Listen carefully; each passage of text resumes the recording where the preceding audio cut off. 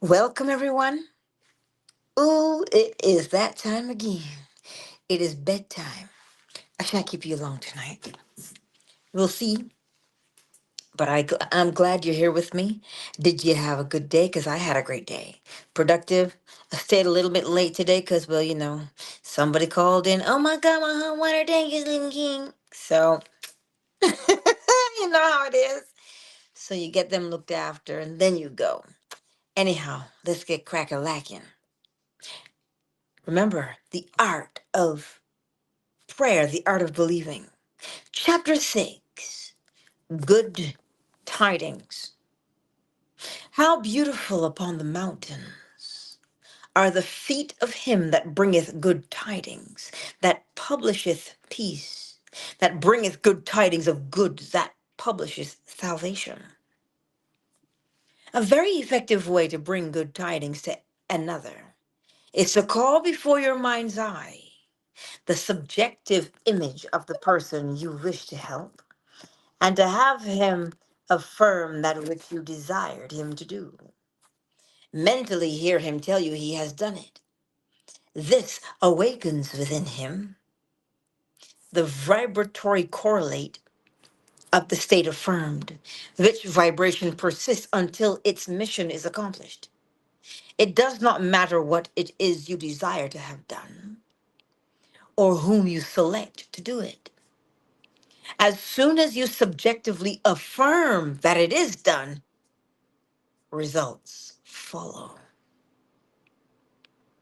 Failure can result only if you fail to accept the truth of your assertion, or if the state affirmed would not be desired by the subject for himself or another. In the latter event, the state would realize itself in you, the operator.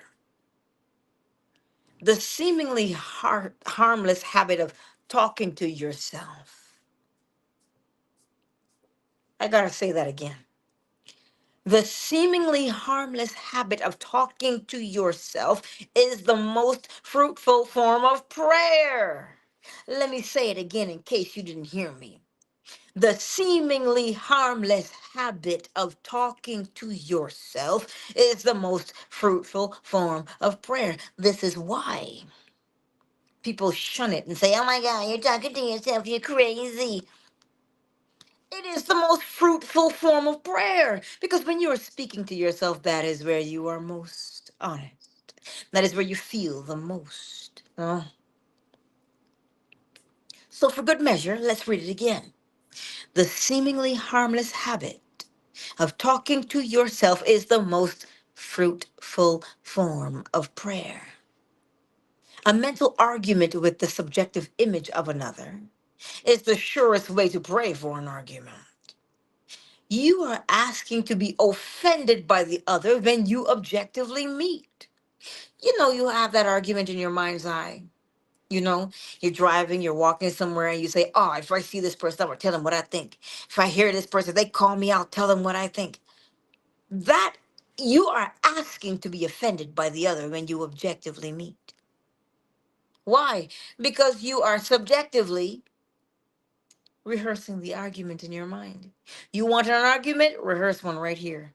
Whatever you want to experience, rehearse right here. Fabresia, welcome. Ho, ho, ho. Merry Christmas to you, is that fantic? And there's one other person. Tim, hey, Tim. He is compelled to act in a manner displeasing to you, unless before the meeting you countermand or modify your order by subjectively affirming a change.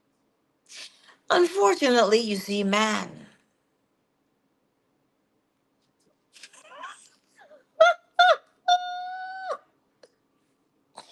Listen, listen. Some of you in YouTube, you just crack me up. Let me focus because you're not going to make me lose myself tonight. You see, it says, unfortunately, man forgets his subjective arguments. his daily mental conversations with others, and so is at a loss for an explanation of the conflicts and misfortunes of his life. As mental arguments produce conflicts, so happy mental conversations produce corresponding visible states of good tidings. Say it again. As mental arguments produce conflicts, so happy mental conversations produce corresponding visible states of good tidings. Man creates himself out of his own imagination. If the state desired is for yourself and you find it difficult to accept as true what your senses deny, call before your mind's eye the subjective image of a friend and have him mentally affirm that you are already that which you desire to be. Why?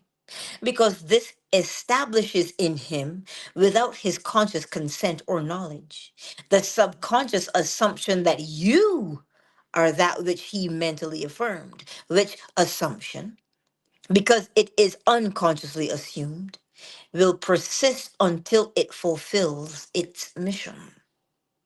Its mission is to awaken in you its vibratory correlate, which vibration, when awakened in you, realizes itself as an objective fact. Another very effective way to pray for oneself is to use the formula of Job, who found that his own captivity was removed as he prayed for his friends. Fix your attention on a friend and have the imaginary voice of your friend tell you that he is or has that which is comparable to that which you desire to be or to have. As you mentally hear and see him, feel the thrill of his good fortune and sincerely wish him well. This awakens in him the corresponding vibration of the state affirmed, which vibration must then objectively or must then objectify itself as a physical fact. You will discover the truth of the statement, "Blessed are the merciful, for they shall receive mercy." The quality of mercy is twice blessed. It blesses him who taketh and him who giveth. What does that mean? Blessed are the merciful, for they shall receive mercy. As within, so without. You walk with mercy inside, you have to experience mercy on the outside. So that is why blessed are the merciful, for they shall receive mercy. The quality of mercy is twice blessed. It blesses him who taketh and him who giveth. The good you subjectively accept as true of others will not only be expressed by them, but a full share will be realized by you. Transformations are never total. Force A is always transformed into more than a force B. A blow with a hammer produces not only a mechanical concussion, but also heat, electricity, sound, a magnetic change, and so on. The vibratory correlate in the subject is not the entire transformation of the sentiment communicated. The gift transmitted to another is the like divine, is the like divine measure, pressed down, shaken together, and running over, so that after 5,000 are fed from the 5 loaves and 2 fish, 12 baskets full are left over. Did you hear it? Whatever gift you have on the inside, when it is transmitted to another, you reap the benefits of it as well. But chapter 7, the greatest prayer, and we shall close with chapter 7 tonight. Imagination is the beginning of creation. You imagine what you desire, and then you believe it to be true. Every dream could be realized by those self disciplined enough to believe it. Well, listen, let me say this. Let me slide in here for a minute. You imagine what you desire and then you believe it to be true. Isn't that what we do all the time when we talk to ourselves? We get into our imaginations and we have these imaginary conversations, but not only are they imaginary conversations, we believe these conversations to be true. That's why we can say, oh, if I see you, I'll tell you what I think about you. And we rehearse it. What are you doing? You are believing the thing you desire to be true, good, bad, or indifferent. People are what you choose to make them. A man is according to the manner in which you look at him.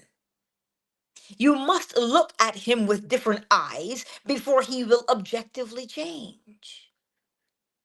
Two men looked from prison bars. One saw the mud, and the other saw the stars. Centuries ago, Isaiah asked the question, who is blind but my servant, or deaf as my messenger that I sent? Who is blind as he that is perfect, as blind as the Lord's servant? The perfect man judges not after appearances, but judges righteously. He sees others as he desires them to be. He hears only what he wants to hear. He sees only the good in others. In him is no condemnation, for he transforms the world with his seeing and his hearing. The king that sitteth on the throne scattereth the evil with his eye. Sympathy for living things, agreement with human limitations, is not in the consciousness of the king because he has learned to separate their false concepts from their true being. To him, poverty is but the sleep of wealth. He does not see caterpillars, but painted butterflies to be. Not winter, but summer sleeping. Not man in want, but Jesus sleeping. Jesus of Nazareth, who scattereth the evil with his eye, is asleep in the imagination of every man. And out of his own imagination must man awaken him by subjectively affirming, I am Jesus. Then and only then will he see Jesus. For man can only see what is awake in himself. Man can only see what is awake in himself. The holy womb is man's imagination. Listen, the holy womb is man's imagination. The holy child is that conception of himself which fits Isaiah's definition of perfection. Heed the words of St. Augustine. Too late have I loved thee, for behold, thou wert within, and it was without that I did seek thee. Oh, say it again, St. Augustine. Too late have I loved thee, for behold, thou wert within, and it was without that I did seek thee. Do you get it? What we are looking for, we keep looking for on the outside, but it is within us. It is your own consciousness that you must turn as to the only reality.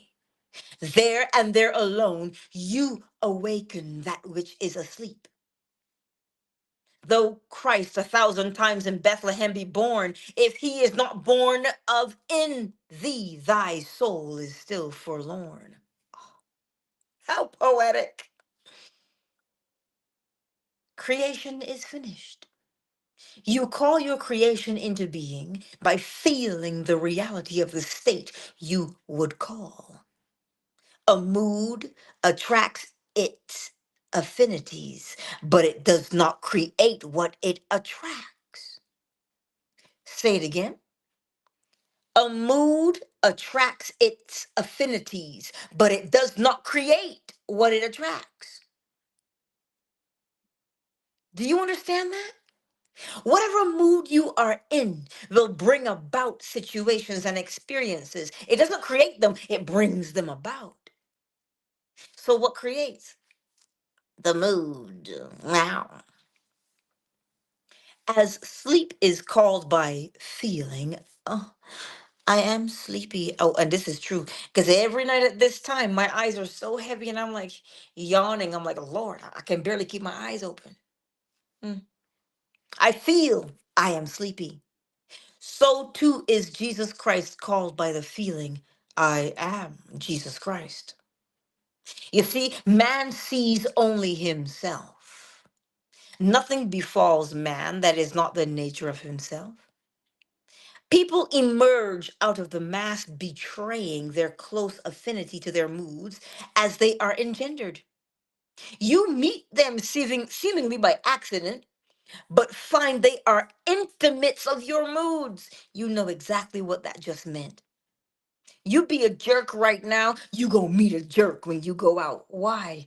Because people emerge out of the mass, betraying their close affinity to your moods as they are engendered. Because your moods continually externalize themselves, you could prophesy from your moods that you, without search, would soon meet certain characters and encounter certain conditions. So, Cyber, read what you just said to me and listen to what I say again.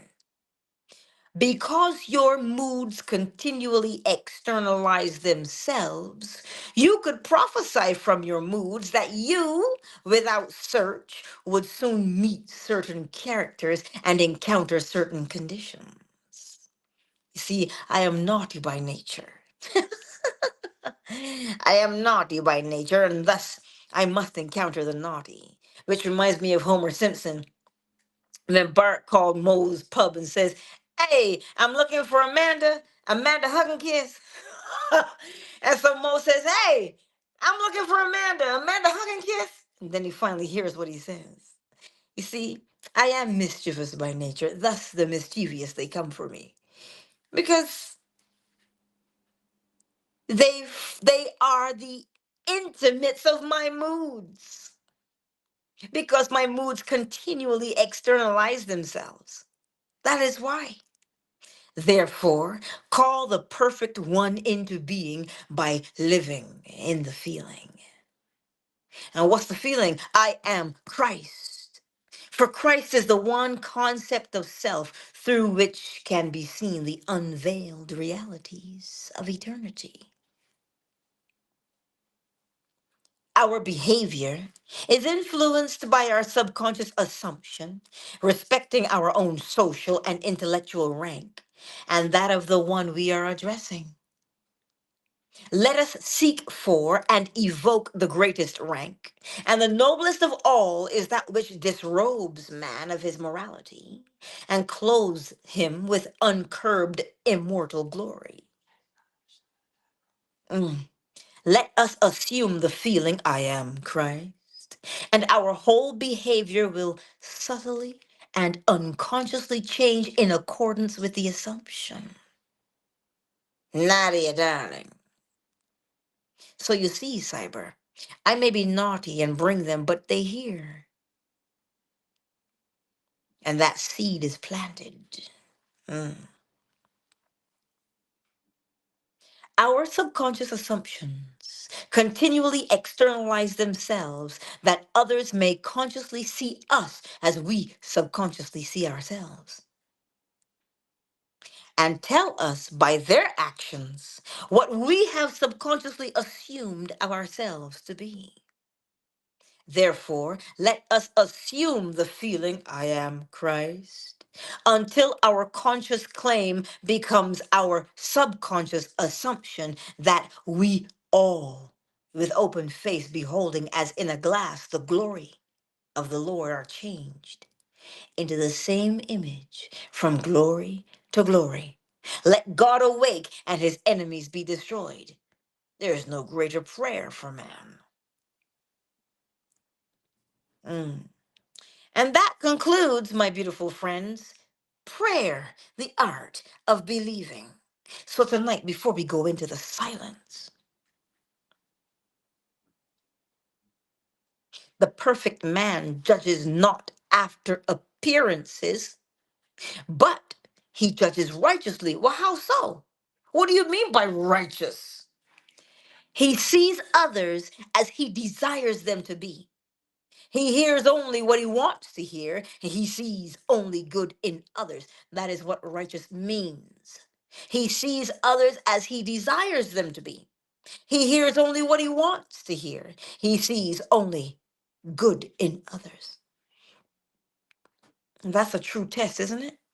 Because let me tell you, sometimes when you listen, when you work with somebody and they have been a jerk, it is hard sometimes to see only the good in them. Oh, but when you do see the good in them, they do change. Either they change, something changes. Either they are promoted, or you are promoted, or they quit, or whatever the case may be. You see the good in them. If they don't see the good in themselves, the good comes back to you. So you will end up seeing the good in yourself, and you will live in a particular way. So tonight, as we go into the silence,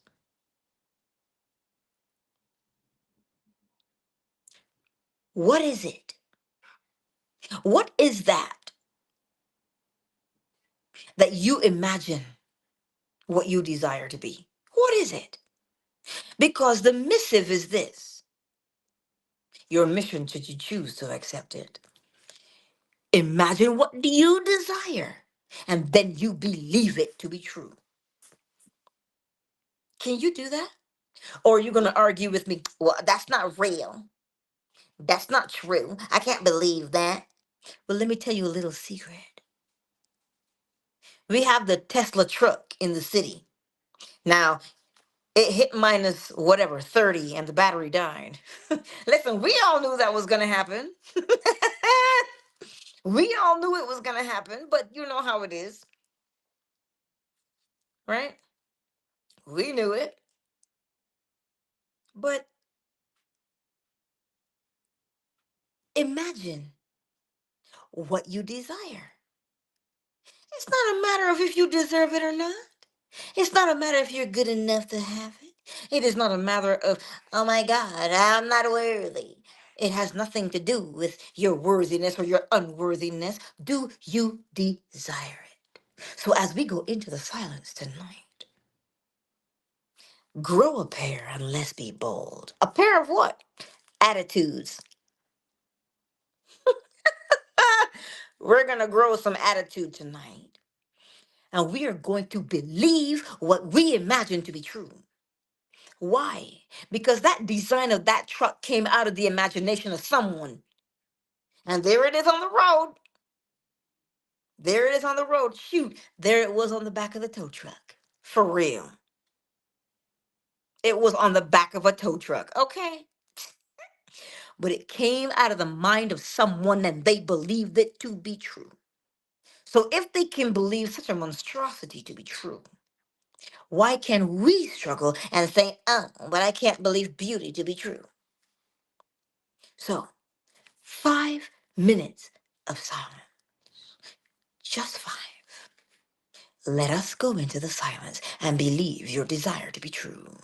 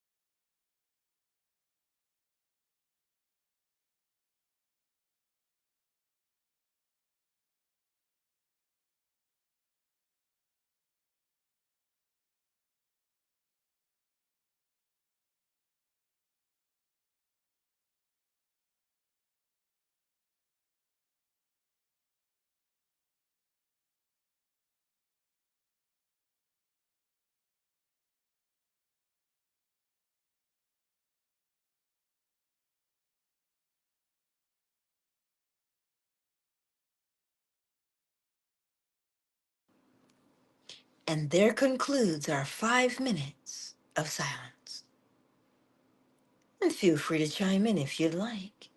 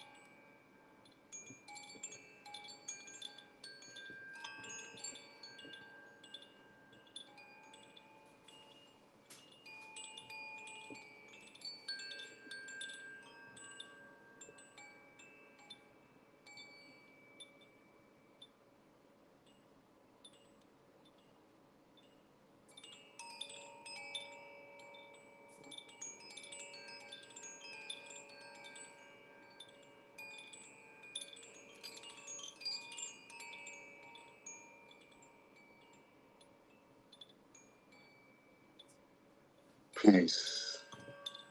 Yes. Greetings. Greetings, Commander.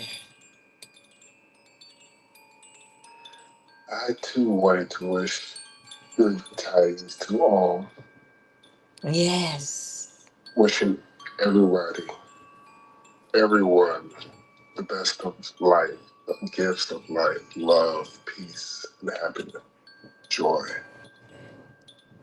To everybody that can hear my voice, and those who came before us, and those who come after us. Yeah. Peace and love. Indeed. Thank you.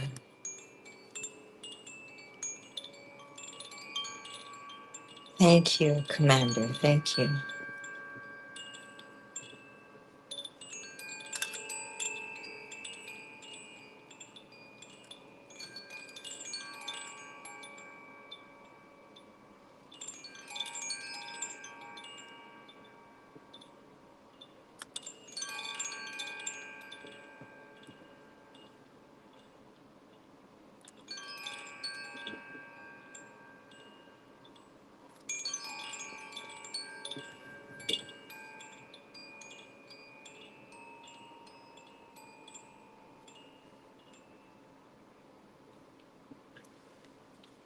Countdown initiated. Fan base, you know we stay here for a minute. 5, 4, 3, 2, 1. Thank you all for spending this lovely evening with us. Some of you may go to sleep right now, and well, that'll be me, and some of you may not. But that's all right. Now, tomorrow, you know what we do on Fanbase. 3 p.m., 4 p.m., 5 p.m. Oh, but wait, there's one more. Aliens. You might want to stick around for that one tomorrow at 6 p.m. Eastern Standard Time. Hello. Because it was fire last week, but don't take my word for it. Anywho, I thank you all for being here and spending this time with us on YouTube, Facebook, Twitch, Twitter, fan base. Rico is in the house. Miss Charms, Moon and Dolphin Duck. I am that deal and Commander. And you know, Twitter is as Twitter does. Tumbleweed Twitter, but we love it nonetheless. Anyhow, I'll see you tomorrow starting at 3 p.m. Eastern Standard Time, exclusively on Fanbase. So if you want to be a part of that, well, you better download the app. You know I love you.